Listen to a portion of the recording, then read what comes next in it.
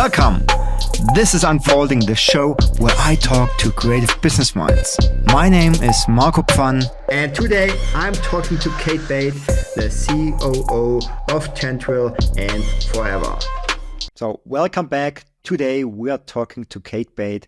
She's the co-founder of Tendril, a famous studio in the motion graphics space.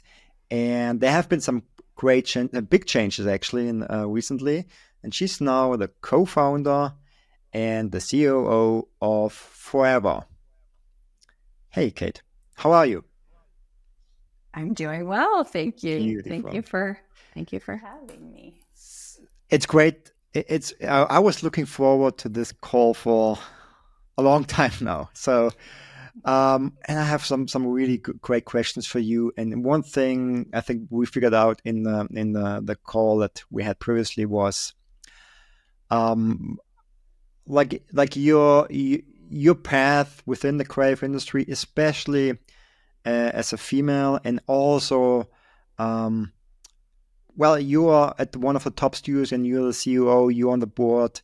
You're in the leadership team. And I think, and I know you have learned a lot of great lessons. So I actually don't really know where to start because there's so much I would love to ask you. But maybe we start here. What does it take to be a leader of such a company like Tendril and now Forever? I think it takes a lot of persistence, a lot of dedication, a lot of patience. Okay. And I would say that I took an unlikely path to get here. So if you want to take a step back, I can sort of walk you through sort of the way it all happened. Sure. So, my background is not in design. I have a degree in sociology and psychology. I grew up in a small town on the east coast of Canada where I didn't really understand what it took to make things happen. So in a way, to my benefit, I was able to make decisions because I didn't know any better. I didn't know I couldn't. Oh, that's great. So no one told you cannot do that. The benefits of growing up in a small town is that you don't grow up thinking that you can't, because there isn't the same level of competition and intimidation out there in the world as there is like in a big city. It wasn't really until I got to university in Ontario that I was able to look around and try and understand that there were these like hierarchies and people in the world who were creating giant businesses, and there were people striving to own those giant businesses. I never really lived in that world. So when I came to Toronto and started my first business, I really just did it blindly and with a ton of naivete. And so the first business was after a bunch of years of like PAing and working in film and doing assistant producing and working as an assistant editor as well for many years. I started a business. It was an editing business, and then a visual effects business a few years later. And then I met Chris and Alex, who founded a company called Naked out of the US, and they were looking for a change and a little bit more structure. And they came on deck to create Tendril. And at first we thought Tendril would be like the design and animation division of our other company. Mm-hmm. And they quickly showed us that they were like propelling into the future. They were just bringing the most amount of incredible future-facing design expertise to the table, and we kind of shuttered. And over the course of a few years, we shuttered those companies, and we just began to grow Tendril. So it was kind of like one thing just led to another that led to another. I didn't really have any big plans at that time, but I was just having a really great time. I'm a organized person who loves business, and I think have like some pretty good instincts. And they are like the sort of cliff jumpers, big ideation people who needed to have like a little bit of a a container from which to show off their vision from. So they were sort of the yin to my yang, and of course brought along from the visual effects side another partner, Patrick Coffey, who is also a creative director at Tendril, and the three of them are the total creative visionaries of this place. And I just for the longest time chased the vision and made sense of the vision and created a world where they could grow it. So that's kind of how that all worked. And then with Forever, after about 13 years, we all sort of sat down and had a conversation and decided that we were growing the business, and we were very happy growing the business, and we really love our brand and we love where we're going with it. But at the same time, all of us were ready for a new challenge, and we liked the idea of having new, smart people at the table, new partners. And when we got the call from Future Deluxe to work together with them to create Forever, we were just in the right place at the right time, and we felt totally ready. And it's been a really exciting adventure. It's been about 9 months of working with them. It's been great. So in both companies, you took on a leadership position, COO, and then basically the same at Tendril, right? So and what excites me now is you're actually herding cats, like creatives, they have their minds everywhere, and you're the one that which is really not easy, but you made it. So what's why? So what the first question I have is Tendril was doing really good. Why take on? Why Forever? Why Forever? Yeah. Yeah. Honestly, it's funny that you mentioned herding cats. It's a term that I use sometimes too, but it's also the world that I've been living in for most of my career. It's something that I know. I don't really know any other way. But at the same time, over the years, we worked very closely with Blacklist, Adina Sales, and the team at PsyOp as well. And through them, I was lucky enough to find some real mentorship from a business perspective, and discovered that I really was seeking more and more of that as I grew older. So I would often fly down to New York and ask to be set up with their CEO or their COO or their CFO. And I would just sit there and ask them to teach me how to run a business. Like I said, I have a psych and a sociology degree. So I only know how to run the business that I know how to run, and I have no other perspective. So I have spent quite a few years just trying to find people to mentor me, to teach me, to tell me new things. But at Tendril, the only way that I've been able to do that is by either seeking it from colleagues in other businesses or by bringing in people into this business.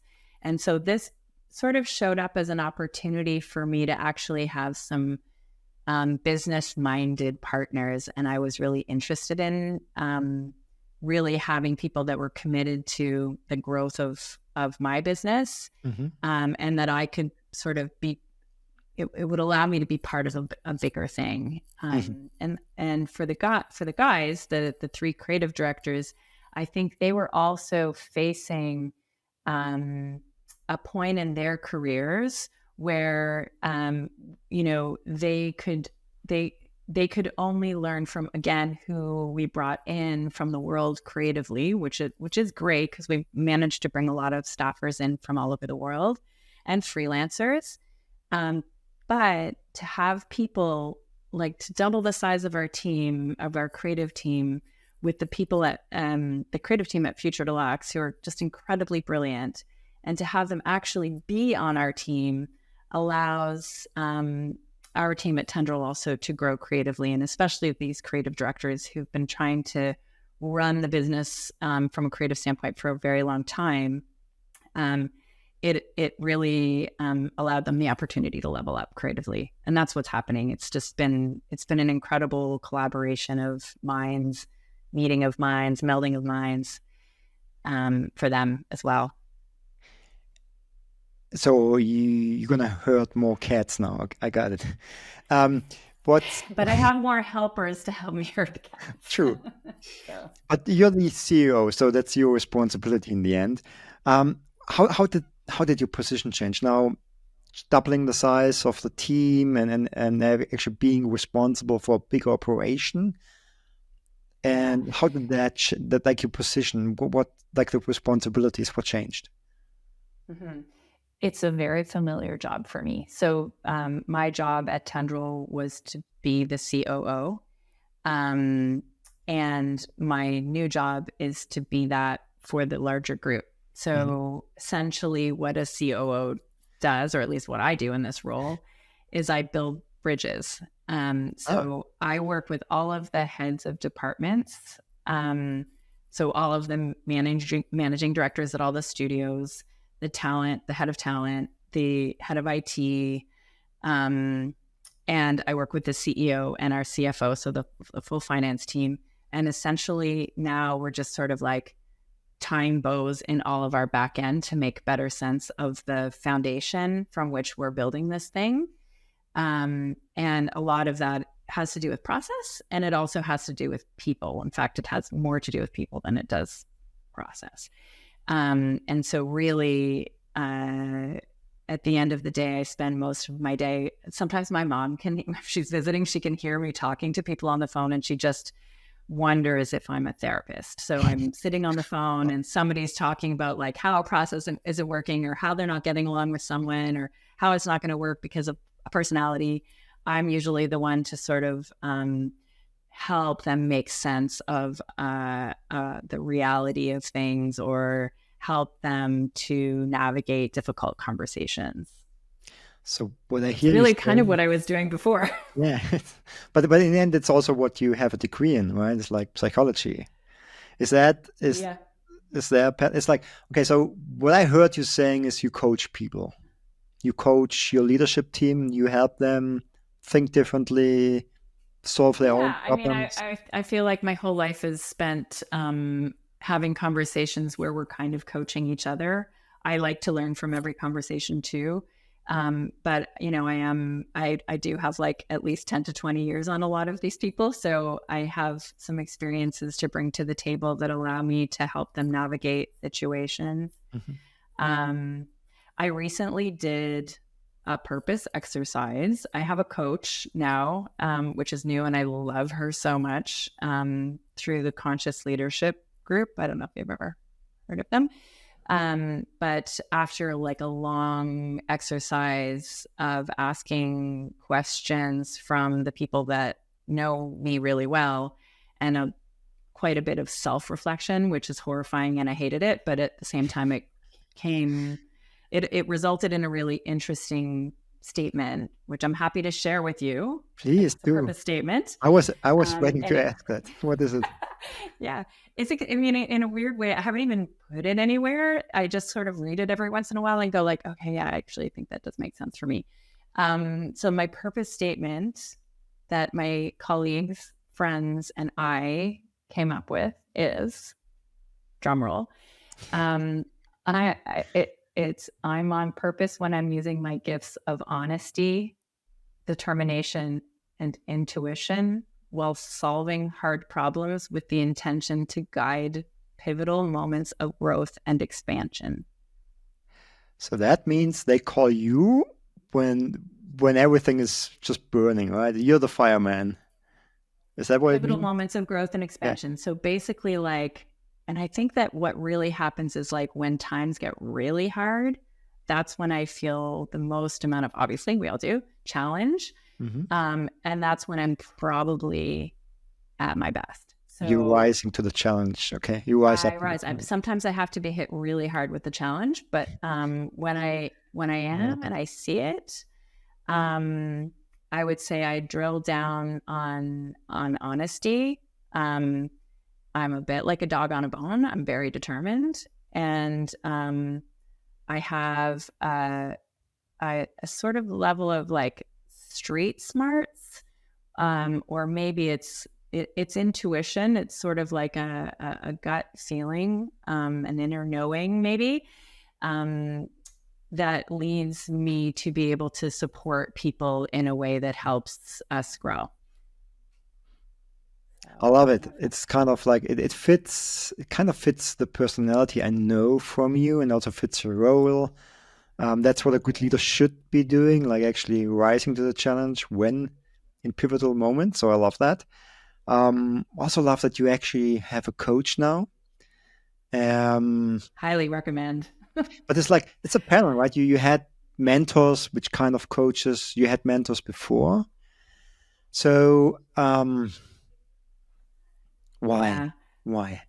Why the mentors? Why the coaches? Yes. Yeah. I mean, I would say this is where I can go back to the fact that I'm a Gen Xer. Okay. Yes. So when I started in this business, I would say that if you worked with me at that time, you might have a different opinion of the kind of leader that I was then, than the person that I am now or am trying to be as a leader. People might tell you that I wasn't quite as nice. Oh. I wasn't as patient, maybe not quite as accommodating, and probably even like sometimes aggressive in my approach. Not sure. Okay, Haven't good. asked those people, but I do have a sense of a pivotal moment, and it could have been around the time that I started having kids, but an awareness of the need to actually show up for people very differently. There are actually a few moments over the course of my career when this happened, but there was one moment where I guess I realized that as a leader, as a Gen Xer, some of us thought we needed to essentially be men in order to lead. We were closed. Sorry, this is not a sweeping generalization of men, by the way. I love men. But I would say like my approach was not as much of a feminist approach. If you think of a feminist approach as being like nurturing and open, and by the way, like that's one of the reasons why I love working with creatives, is because they have such big feminine sides to them. They do. But I would say that I did not think I needed any help. I thought I had to just do it all on my own. I was not open to join those like young presidents associations or any kinds of like leadership associations. I really was like in a very close little bubble. And I think I was just scared shitless of failure, which I still am, but at least now I'm willing to admit it. Then there was a time also when only men were getting the big jobs. I was laughing the other day with two friends, two incredibly successful live action commercial directors. We were texting the other day and reminiscing in the past, and both of them had their production companies recommend to them that they put pitches out with names that looked like they were male. So changing their names. Change their names. So, or shorten their names so that it's like, for example, Chris. So if my friend wanted to get a job, especially if it was like a beer commercial or, something that would be more likely to be given to a male director, All right. she would like literally write Chris Did that work? on the pitch deck. The idea was, I mean, it was crazy that this was recommended to them by two people, by the way, recommended to them by their production companies because they really, truly believed that they would be more likely to get further along the pipeline of being involved in the project if they could just not be identified as a woman. Now, if you think about it, right now, if the word Chris is on the front page of a pitch deck, I think that that person would be now less likely to get in on the brief because everybody is just trying to elevate women and That's true. in the world right now. So it's like the pendulum has swung. So just an interesting little anecdote that, I didn't even think about the fact that I had to live through these times when women had to call themselves by male names in order to get jobs. And then women had to show up very differently. They had to be strong and closed and unafraid and in order to sort of get ahead. But anyway, the beauty of aging is also that there's so much time to learn and incredible people to learn from. And then, there's a point in your life when you start to open up to being a lot more curious and open-minded and honest about actually who you are. And that allows you to really unleash the leader in you. And I feel like over the course of the last 20 years, there have been a few moments like that where I've released those vulnerabilities, those fears, in favor of showing up as who I actually am, the leader. I'm so happy that I met you when you're in your new version. It would be interesting to hear what people thought back then, but certainly I feel a lot better and healthier now that I'm open to learning. So how did your leadership style change over the years? And now you're more open, you're more empathic, you're actually yourself, right? So twofold question. First, how do you lead differently? And second, what are the results? How do they differ? Okay. So I would say that when we first started in this business, we really just, I think, started a company that we wanted to work in. We didn't necessarily start the company to become leaders or mentors to others.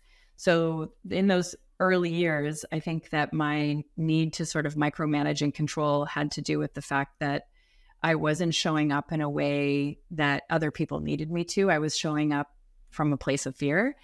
And one of the things that happened, I would say about maybe 8 or so years ago, is that we hired a head of talent and she recommended to us that we do a 360 review. I don't know if I mentioned this to you when we spoke earlier, but yes.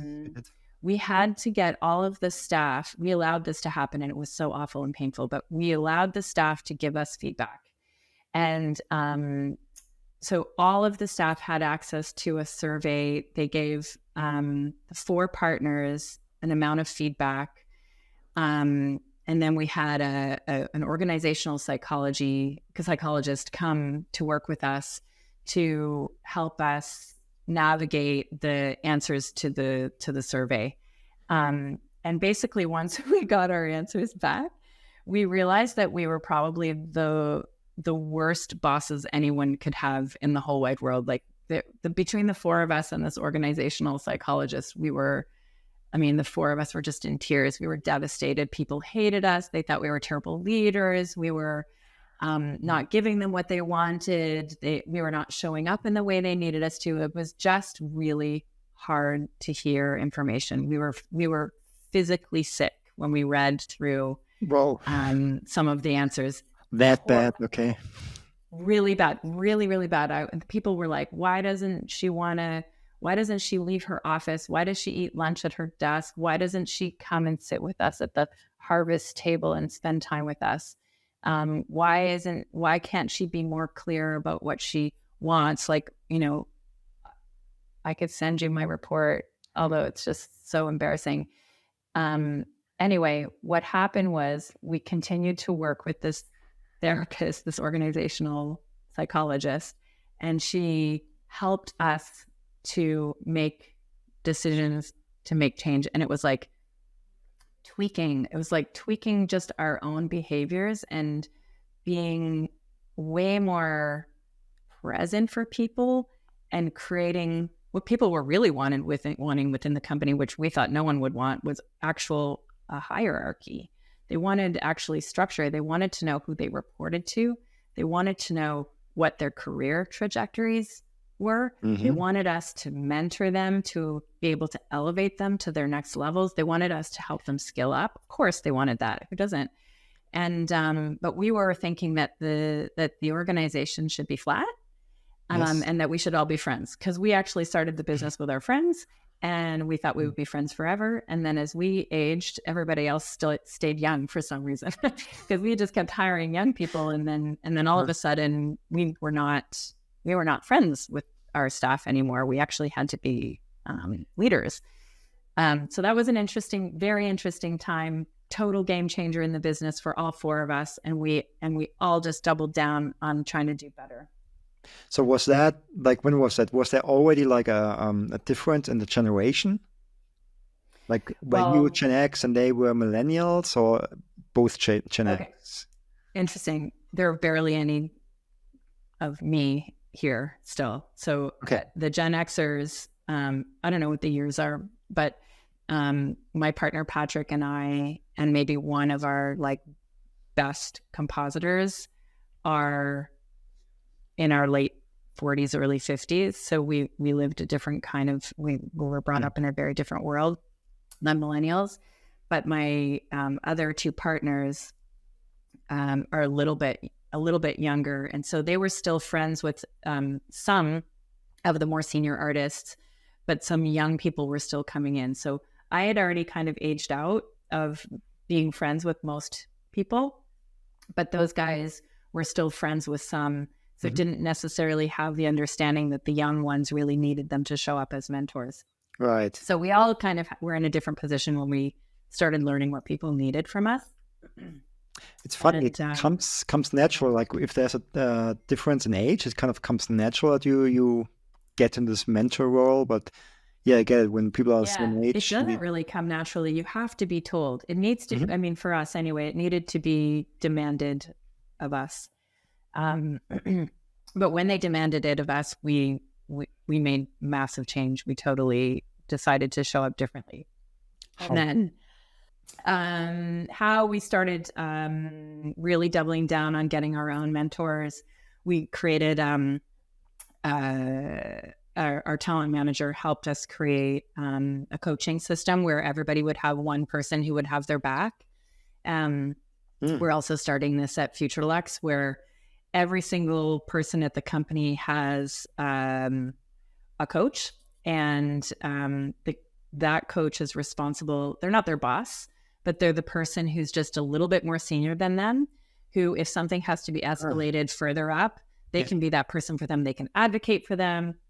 They can be part of their review. They can help them, skill up. They're basically just their representative.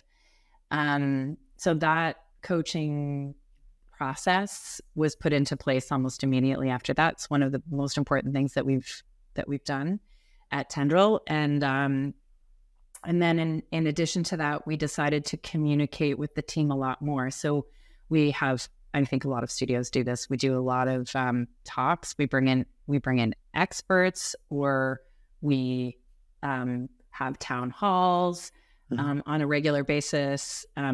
We actually ask our staff to also participate in Tendril talks, and then at FD they call it shares, where people who are growing into leadership roles, who are managing projects, will be asked to come and present their work or their ideas to the whole group, and it helps them level up in terms of being able to learn how to speak publicly, and it also lets other people know, that is possible for them too. I think it's like little tweaks here and there that get added to the culture of a place that allow for the whole fabric to sort of become, richer. I think it just it's really about developing culture at the end of the day, a culture of innovation, a culture of comfort, psychological safety, just making sure that people know that that we're here for them. I come into the office also every day. Not everybody is here every day, but I'm always here and ready and waiting for anyone to come talk to me if they want to. And I think they see me as someone who is approachable, and that's amazing. Ready for them. Sounds like a perfect place. I would love to have been working Come for work a year. here. Well, too late. Maybe, but I love the idea. Like everyone has a coach, and it's like supportive. It's like it really sounds like a place where you can actually grow. And what you just said, like I mean, the first thing any creative needs to kind of learn is that part of public speaking. It just unlocks so many resources that people don't use, and it gives a better understanding for clients, problems, anything. So I like that Mhm. fact that you actually help people to develop into this. Um, do I they think use it? that, yeah, I think that's right. And I think that one of the most important things that a leader needs to learn, which does need to sort of need to be hit with it at some point along the way, is this idea of moving from me to we. So it's not Mhm. about my career. It's not about me. It's not about my career. It's not about how far I want to get in the world. It's literally about how I can be in service of others. The and that's the kind of coaching that we're starting to instill into Forever now, where we have like quite a few um, managing directors, we have heads of departments, we have executive creative directors, we have creative directors, we have producers and executive producers. We have all of these people who are moving their way into leadership roles, and they all want, at different levels of growth. They're all at different levels of growth. So some of them want, they still want to be credited on projects. So they still, are thinking about their own trajectory. But the more that you can talk to people about how they can be in service of others, the more leaders you'll make, the Yes. more entrepreneurs you'll create, the more opportunity there will be for even more people to come into these roles. And you can be a leader at any position, from a very junior role to a very senior role. You can show up as a leader, and you'll fast track if you are a leader at a junior role, right? If you're a person who's just there to elevate everybody else, you will rise. You will rise up, Mm. right? That's so true. It's like that's the one thing that actually like that's why people love someone or not, right? It's like if someone's helpful, trying to cheer them up, help be there for them, elevate them. Yeah. I like the term elevate them. It's really it is what it is, Yeah. but that's what coaching, that's what leadership is all about, helping your people become better. So you become better. You actually have less work Yeah. when they are more in a leadership position. Yeah, I don't know. I mean, I would say I am busier now than I've ever been, as I try to help people become the leaders that they are Hmm. or want to be or need to be. I would say that the person at the very top is probably really working just as hard, if not harder, than anyone else. And if you're thinking that you want to be at the top so that you can work less, it's um, it's not it's sort of like the fallacy. Hmm. It's not the right place for you. If what you want is to get to the top so you can work less, I'm not exactly sure that that is the correct motivation. At least not in our industry, that's for sure. Looking at your team and all the people you have now, what's kind of a message? Like what do you want them to understand? What's one of the first things you try to Mm. um, get into their minds? I think that one of the most important things that I have learned to recognize is to appreciate that we have um, an abundance of work. And so, Hmm. what we need to think about is having an abundance mentality rather than a scarcity mentality.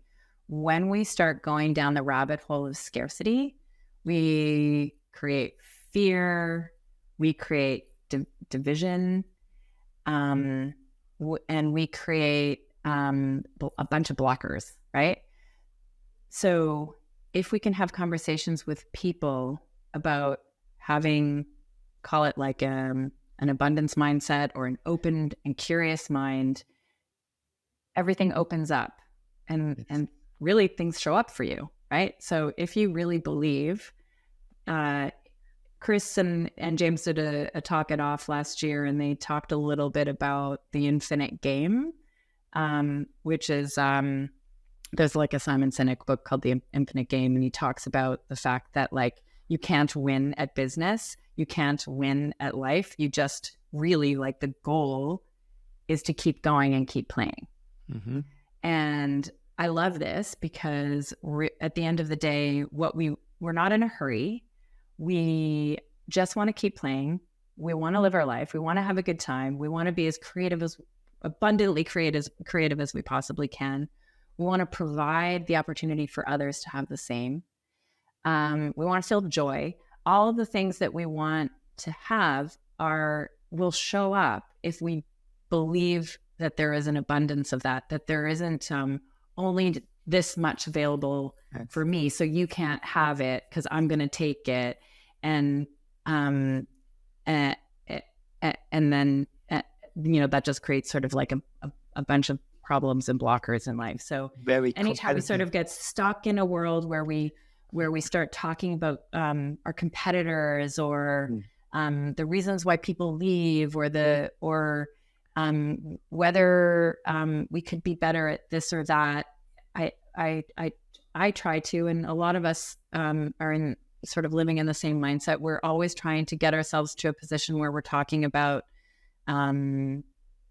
abundance. And frankly, Bruce Mao came up with this term too. It's called fact-based optimism. It's my favorite principle in the 24 Principles of Massive Change, in case anyone wants to read it. MC24, it's like our Bible at Tendril for the past several years. And through the pandemic, there are like these incredible principles that Bruce Mao put together to help us have an impact on the world. My favorite being fact-based optimism. So you don't want to be so optimistic that you're delusional.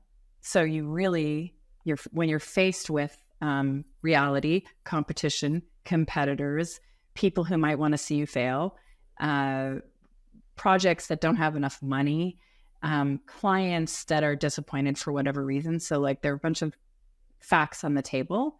And then how do you approach those facts from a place of optimism? So then what you bring to the table is this like position of feeling like there's a sense of abundance.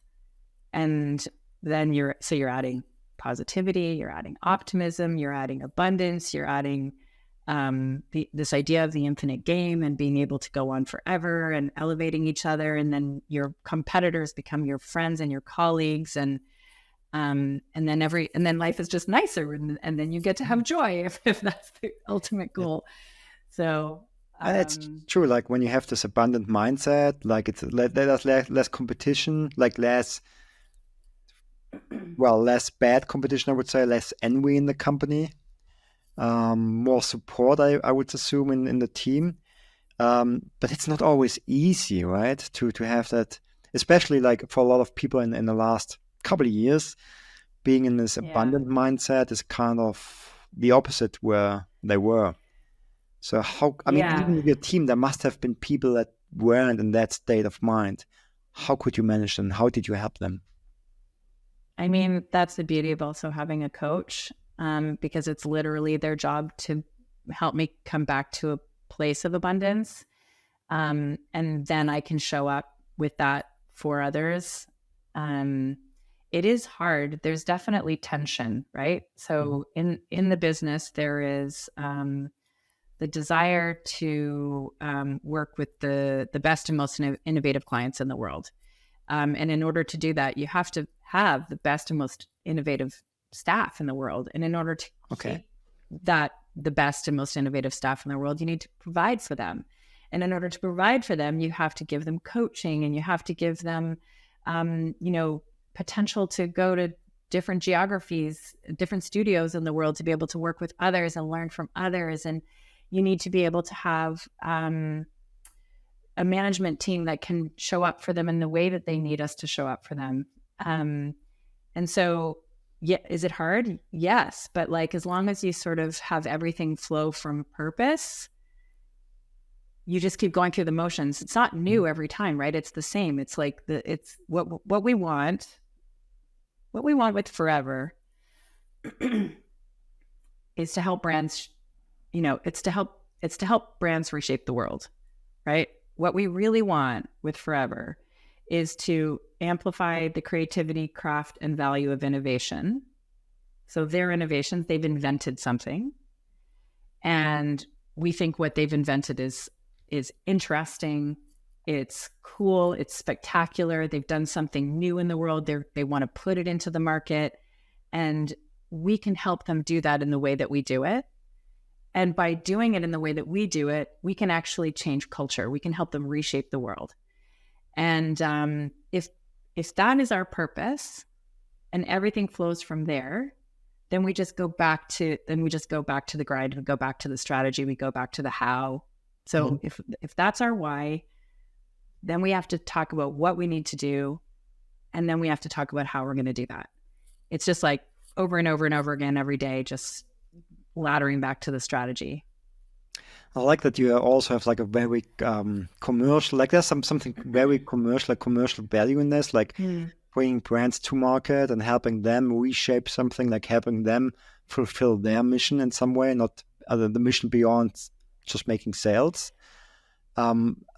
Any creative will sign up for that. So is that why you have? I mean, it's true. Like the creatives that we hire are people who want to work in this industry. They want to make gorgeous, beautiful films, projects, installations, whatever it is that they want to make.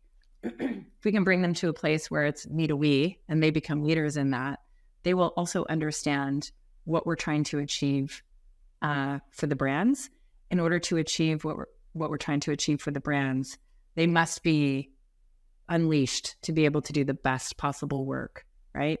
So all of it is connected, and all of it flows from really ultimately at the end of the day the business's vision, which is forever. Go on, the infinite game. Infinite game. I mean, that's why we picked the name. I just realized because we were talking about the infinite game. We've all read it. We've listened to the podcast. We have a deep understanding of what it means to be playing. And I don't mean playing to win. I mean playing to play in the game. And we're all coming at it from our different perspectives. But at the end of the day, the artists, they just want to be making gorgeous work all the time. And if they can be given a reason for why they're making that beautiful work and what they're actually achieving in the world, how much better is that? It's amazing. That's a place I would love to work. So whenever you decide to expand to Europe, call me. I'm in. When you decide to retire from your thing, you call me. I'm not going to retire. I'm not going back. I'm not. I will not. Okay. So we will speak about that. We'll speak about it. We can partner on something else. We can play together in some other way. Yeah, it's a game, and I love what you said. Like it's a game. There's like it's not about winning. It's just about playing. It's like and it actually puts you at ease, right? It's like it's easy, It's just like do what you're here to do. Who wants to have a motto that's like win? like this X number of sales by 2025, whatever. Like it's. But that's what people teach you. That's what the society teaches everyone. It does, right? I know. Yeah. It doesn't make any sense because what happens after that? Once you won, you win again. You have to go win again. It's exhausting. I guess if someone like the reasoning would be like if you win, your goal wasn't big enough or something like that. But I love what you just said because it's like everyone out there, especially in the coaching business, consulting. It's always about like you need to have this commercial value, which kind of is true. You have to have a business that makes money, but there's something beyond that. And I love how you beautifully phrased that. Like there's, like actually, what do you say? Like everything flows from purpose. Yeah, no, but brands to reshape.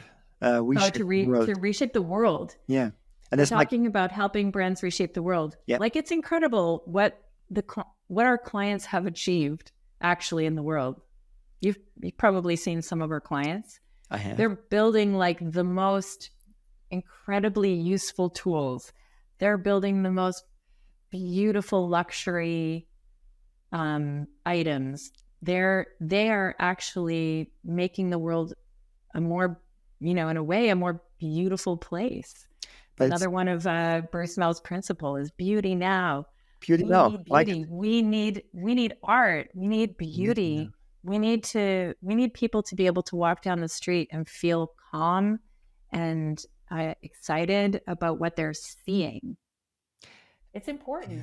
It is. And it's like, I really think brands these days have the power to change the world.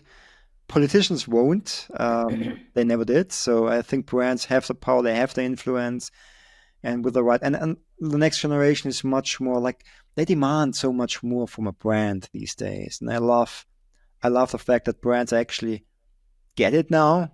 They align with it. Well, that's the beauty of the next generation. So my generation, where we thought we had to be men, and then the millennials, who are smarter than all of us and just have taught us how to manage our time better, and how to participate in a way that you can get so much more done in so much less time, and then also have time for tons of vacation. Because they're so efficient with their time. And then there's this like authentic generation that's coming, right? Like our kids, my kids, they're the ones who are making demands of these brands. It's like, amazing, isn't it? I mean, I really think this is a good trend. No carbon footprint. No, don't tell me a lie. Don't tell me that, whatever product is going to be good for the world when you're actually, poisoning it. It's not okay with them anymore, and that's great. That's great that that they're making us show up in a new way. It's amazing, and those are actually I actually think are they old enough to already work for you?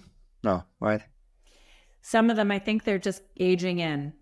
But like at this point, I have two teenage girls. They're 15 and 17, and so yes, they are making demands. They don't let you get away with behaving in a way that is unacceptable to them, right? They don't want you to lie.